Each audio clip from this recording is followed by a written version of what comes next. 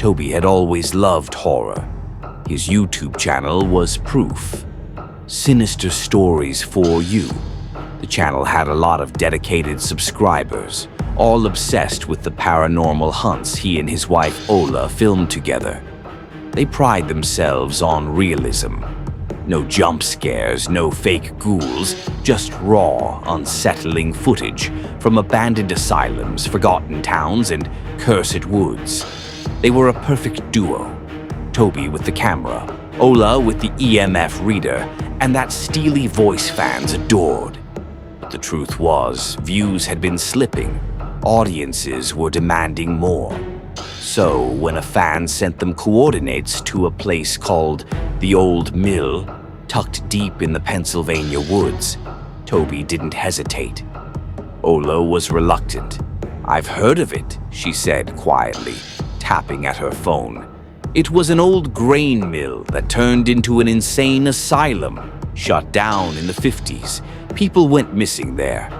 Toby grinned behind the camera. "Perfect, right?" They drove to Pennsylvania to check it out 2 days later. There were no roads, only a narrow trail swallowed by trees. The air thickened the deeper they went, like breathing through gauze. By the time they saw the mill, if you could call it that, it was nearly dusk. The old mill sagged under its own weight. Moss crawled up its sides, windows like black eyes in a rotting skull. Even from the outside, it radiated abandonment. And something else. Something heavy. Ola stood still, staring at the broken doorway. "We go in, we film, we leave. Quick. No hero shots, no pushing it." Toby nodded, but his mind was already racing with shots, angles, sound design. This could be their viral moment. Inside, it was worse. The floorboards groaned like dying lungs. The air was bitter, metallic. There were still beds in the dormitory upstairs, small, iron-framed things, each with a ragged mattress. Children's drawings still clung to some walls, warped by mold and time. As they explored, strange things started to happen. Static interference crept into their mics. The EMF reader spiked in cold, empty rooms.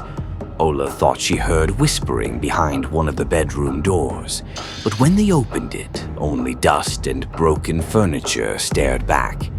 They found a narrow staircase leading to the basement. Ola hesitated. "Something's down there," she whispered. "I don't want to go." But Toby, ever the content, hungry creator, pushed on. 5 minutes, that's all. We'll just scan it. The basement was carved from stone, damp and coiled in shadow. Toby's flashlight flickered as they stepped in. The deeper they went, the more the air pressed in, like the earth itself wanted to crush them. Then they saw the chair. It sat in the center of the room, an old wooden thing with leather straps on the arms and legs. Burn marks lined the floor around it. Scorch patterns spidered outward like veins. Ola moved closer. "This isn't for punishment," she murmured. "This was ritual. Someone used this." That's when the camera died. Full battery, gone in a blink. Toby cursed and pulled out his backup. As he looked through the viewfinder, he gasped. Ola was still by the chair, but there was someone behind her. A tall, dark figure, barely visible in the grainy night vision. Its face was blurred. No, not blurred. Smudged, like a smear on a mirror. He lowered the camera. Nothing there. "Ola," he whispered. "Don't move." She turned. Nothing. But the temperature dropped. Their breath curled like smoke. And then they heard it. Laughter. High, childlike, echoing through the stone. They ran. The inside of the mill twisted as they fled.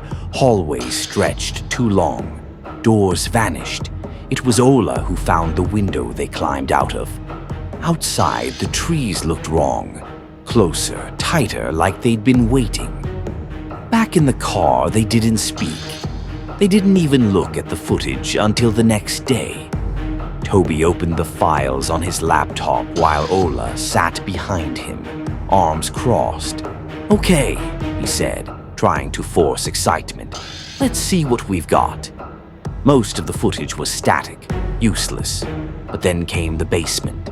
They watched themselves enter the chair, the darkness, and then the thing.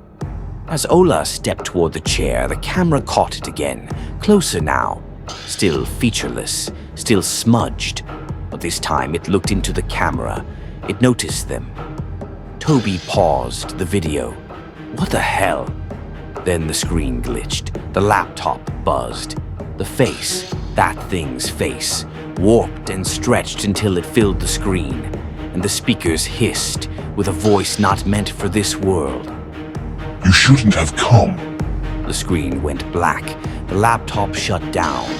Ola stood up. "Delete it. All of it. I'm not kidding."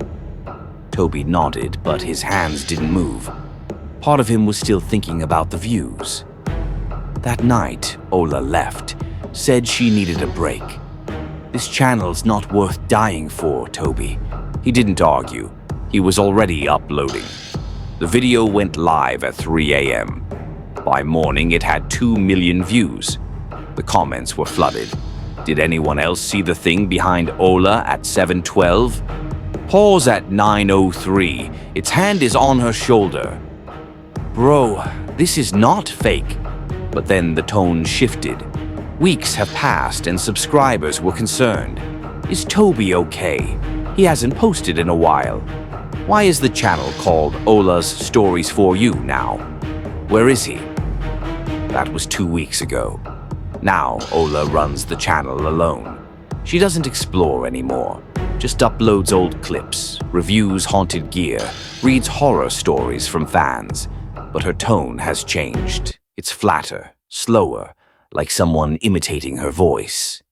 And sometimes, just sometimes, if you pause the video at the right moment, you'll see a smudged figure in the background, standing very, very still, watching.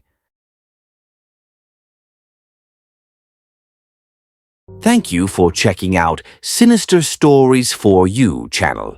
If you love our spine-chilling tales and terrifying horror stories, don't forget to stab that subscribe button, murder that bell icon so you never miss a new horror-filled adventure.